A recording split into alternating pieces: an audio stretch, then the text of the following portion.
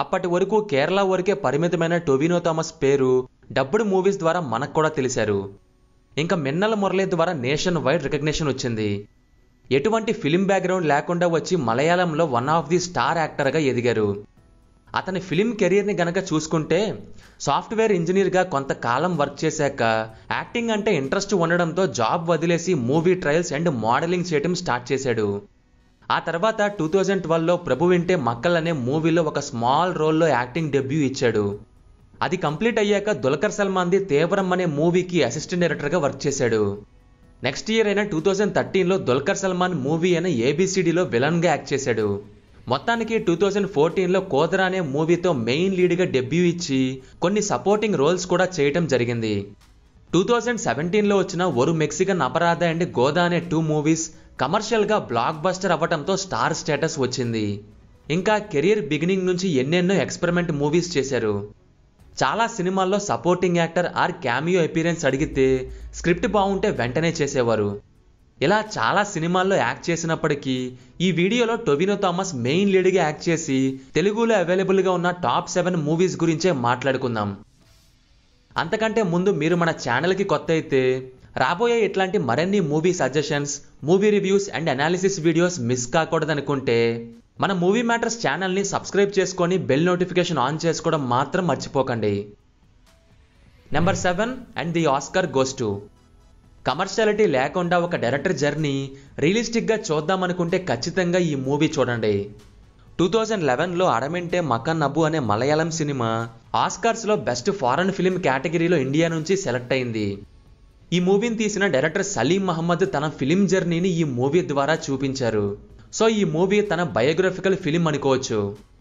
తన first cinema తీయడానికి ఇంకా ఆస్కార్కి సెలెక్ట్ అయ్యాక ఎన్ని కష్టాలు పడాల్సి వచ్చిందో మూవీలో ఉంటుంది.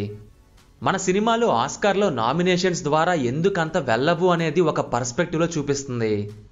వెట్రిమరన్ ఒక ఇంటర్వ్యూలో విచారణ ఆస్కార్ క్యాంపెయినింగ్ గురించి చెప్తూ ఫారెన్లో ఈ స్క్రీనింగ్స్ వల్ల ఖర్చైన మనీయే విచారణ మూవీ బడ్జెట్ కన్నా చాలా ఎక్కువ అని చెప్పారు. ఫిలిం మేకింగ్ అంటే ఒక ఎంత ఇంట్రెస్ట్ ఉన్న వాళ్ళకి ఈ and the Oscar goes to movie బాగా నచ్చుతుంది. Telugu audio available on Aha. Number 6 Luca alias Johnny. ఇందులో 2 స్టోరీస్ ఒకదానికి ఒకటి కనెక్ట్ అయ్యి ఉంటాయి. Johnny and Niharika love story ఒకటి అండ్ ఒక పోలీస్ ఆఫీసర్ ఒక సస్పీషియస్ డెత్ మిస్టరీని సాల్వ్ చేయటం, ఈ రెండిటి చుట్టూ మూవీ రన్ అవుతుంది. లవ్ స్టోరీస్ డైహార్డ్ ఫ్యాన్స్కి అయితే అలా ఫ్లోలో వెళ్ళిపోతుంది ఈ మూవీ. చివరికి క్లైమాక్స్లో ఎంతవరకు ఎప్పుడూ చూడని ఒక ట్విస్ట్ ఇచ్చి సాటిస్ఫై చేస్తుంది.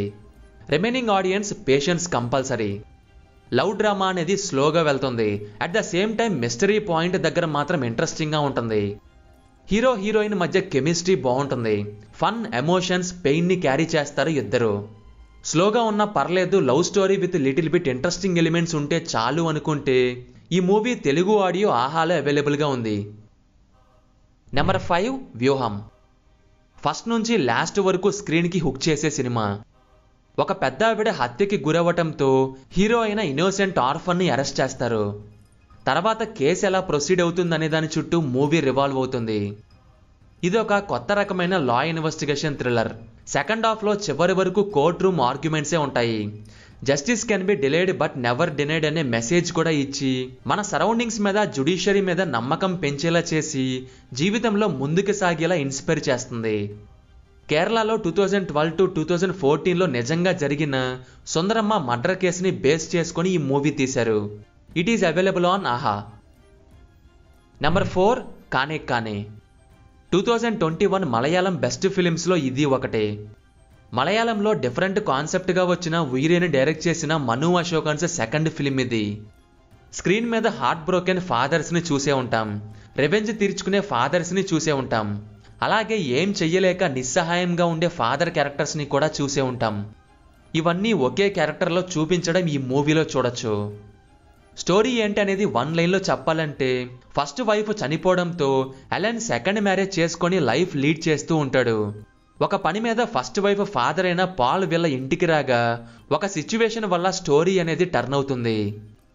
ఒక ఈవెంట్ కొంతమంది హ్యాపీ లైఫ్స్ని ఎంత సాడ్గా మారుస్తుందో, గిల్టీ ఫీల్ అవ్వటం వల్ల లైఫ్ ఎంత డల్గా మారుతుందో చూపిస్తుంది. ఇనీషియల్గా డ్రామాగా స్టార్ట్ అయిన ఈ మూవీ చివరికి ఒక మంచి ఎమోషనల్ థ్రిల్లర్ చూసామనే ఫీల్ కలిగిస్తుంది.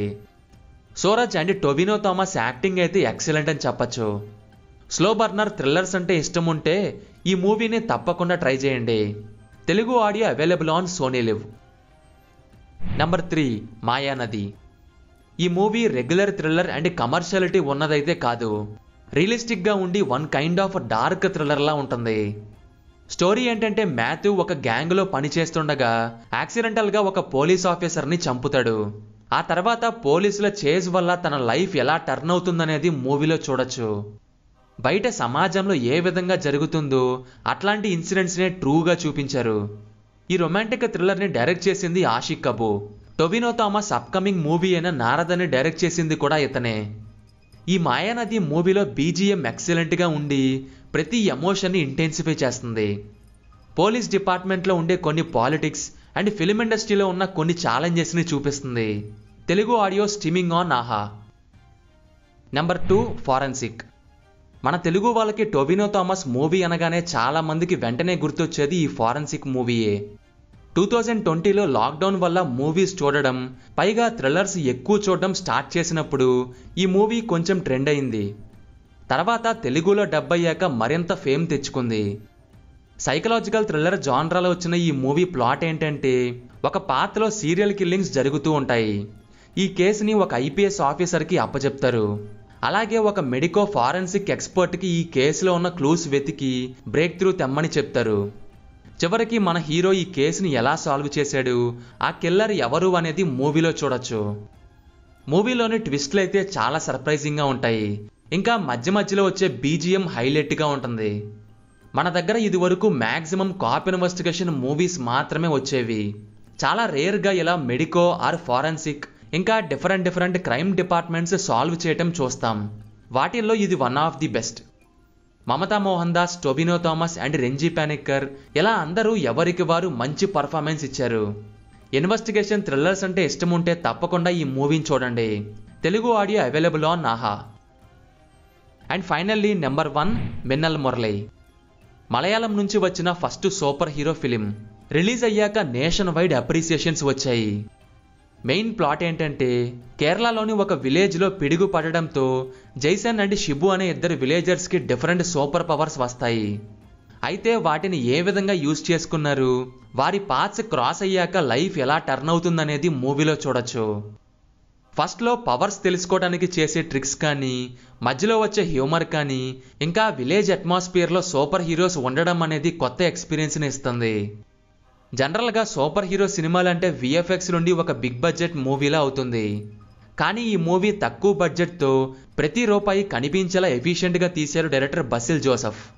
టొవినో థామస్ హార్డ్ వర్క్ ఈ మూవీ మొత్తం కనిపిస్తుంది. ఇంకా షిబు రోల్లో కనిపించిన గురు సోమసుందరం యాక్టింగ్ అదరగొట్టేశారు. ఈ మూవీ ఓటీటీలో హిట్ అవ్వడంతో నెక్స్ట్ పార్ట్ 2 కూడా ఉండబోతుందని అనౌన్స్ చేశారు. ఈ మూవీ తెలుగు ఆడియోలో నెట్ఫ్లిక్స్లో అవైలబుల్గా ఉంది. Don't miss it. That's it guys. Tovino Thomas movies లిస్ట్లో మీకు ఇష్టమైన బెస్ట్ మూవీ ఏంటో కింద కామెంట్స్లో షేర్ చేసుకోండి. మా సజెషన్స్ నచ్చితే వీడియోకి లైక్ వేసుకొని ఒకసారి మన ఛానల్లో ఉన్న కంటెంట్ని గమనించండి.